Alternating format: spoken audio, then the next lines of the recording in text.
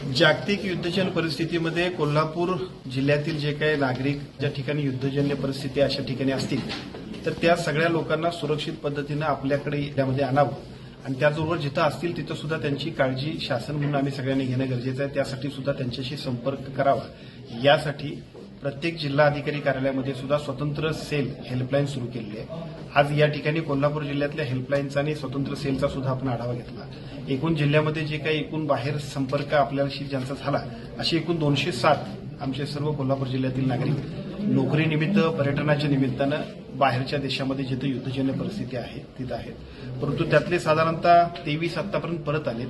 80 नागरिक सुद्धा उद्याच्या 6 तारखेच्या फ्लाईटनं आपल्याकडे येतील आणि बाकीचे जे सगळे 39 लोक जे नोकरीच्या निमित्तानं आहेत ते सगळेजण सुद्धा आपल्या संपर्कात आहेत, अतिशय सुरक्षित ते आहेत। एका बाजूला पालकांना माझी विनंती आहे, दुसऱ्या बाजूला बाहेरच्या देशात असणाऱ्या आमच्या सर्व नागरिकांना सुद्धा विनंती आहे, कोल्हापूर जिल्ह्याच्या सेलला सुद्धा आपण संपर्क करा।